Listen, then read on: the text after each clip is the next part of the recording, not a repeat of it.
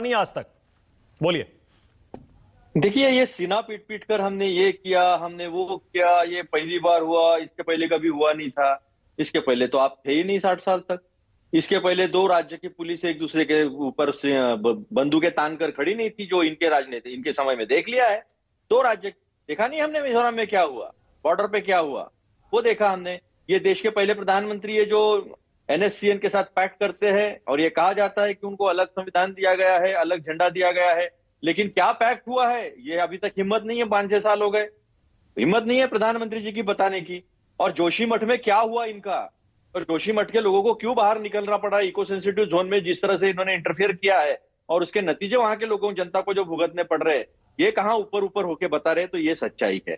अगर अगर पिछले बार 90% चुनाव हुआ था, प्रतिशत मतदान हुआ था, तो अभी भी इतने बड़े पैमाने पे अगर मतदान होता है तो ये बीजेपी को उखाड़ फेंकने के लिए हुआ है। क्योंकि 5 साल की जो सरकार है, वो सरकार सामने सामने जो है वो दिखती है, उसने क्या किया वो भी स्पष्ट रूप से दिखती है। अब इन्होंने कहा बीजेपी की तकलीफ क्या है, तो बीजेपी के साथ अकाली दल निकल गया, तेजपा निकल गया, शिवसेना निकल गई, तृणमूल निकल गई, एसपी निकल गई, बसपा निकल गई, डीएमके निकल गई, एआईडीएमके निकल गई।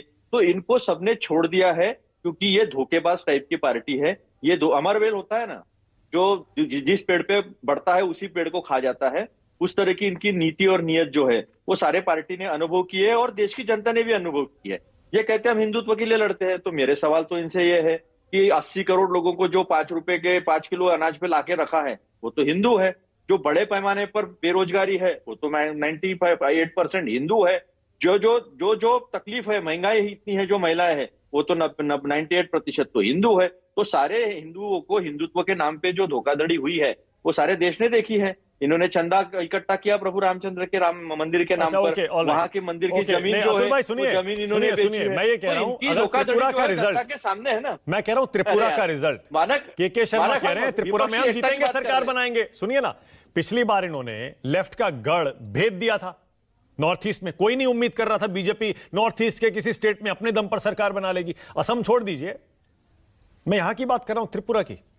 इस बार भी अगर बीजेपी जीत गई त्रिपुरा, और 23 का पहला चुनाव है, 9-10 चुनाव है इस साल, अतुल भाई, तो जरा सोचिए, पहले चुनाव में अगर बीजेपी जीत जाती है तो क्या संदेश जाएगा 24 के लिए?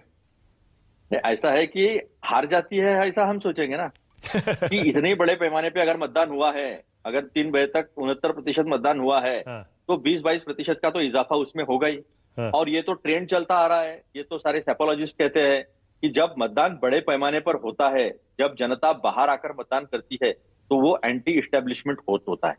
तो कहां रह गया वो पैटर्न? वो कब का बदल चुका अतुल भाई, वो बदल गया। सुनिए ना, अब ज्यादा मतदान का मतलब जरूरी नहीं है कि सत्ता विरोधी लहर है। कई बार सत्ता वापस आती है ज्यादा मतदान में। ये सब पैटर्न टूट चुके हैं।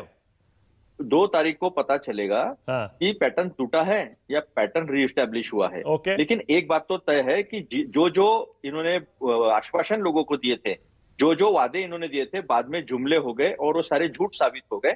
और जनता जो है जिस तरह से पीसी जा रही है इनकी चक्की में, तो वो चक्की में जनता अभी पीसने को तैयार नहीं है। मेरा सवाल ये था जिसका जवाब मैं आपसे चाह रहा हूं। सुनिए ना, मैं ये पूछ रहा था कि अगर त्रिपुरा के रिजल्ट से कोई अच्छा पॉजिटिव संकेत आपको मिलता है, तो क्या पूरे देश में कोशिश करेंगे गठबंधन बनाने की, जो कि संभव दिखता नहीं है अभी तक?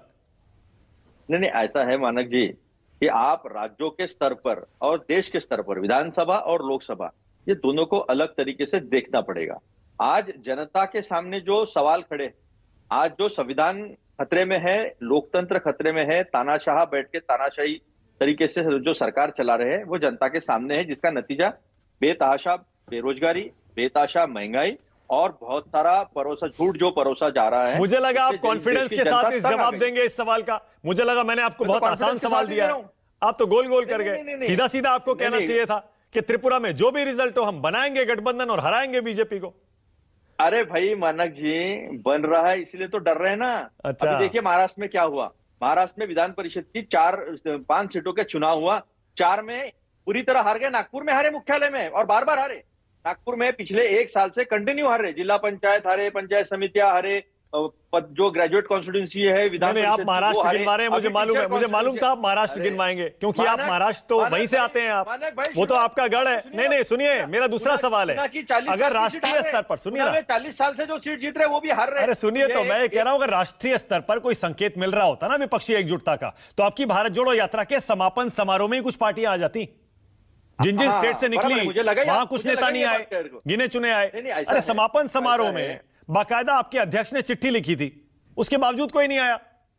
सुनिए सुनिए सुनिए, ऐसा है कि 30 जनवरी को 29 जनवरी के रात से जो बर्फबारी हुई है, उस बर्फबारी की वजह से बहुत सारे लोग रुक गए, लेकिन काफी सारे स्टेट में काफी लोग जो है वो जुड़े। ओके। शरद पवार जी जो इस देश के वरिष्ठ नेता है, उन्होंने कहा कि कांग्रेस के बिना गठबंधन होगा नहीं और गठबंधन करना चाहिए, तीसरा फ्रंट होगा नहीं।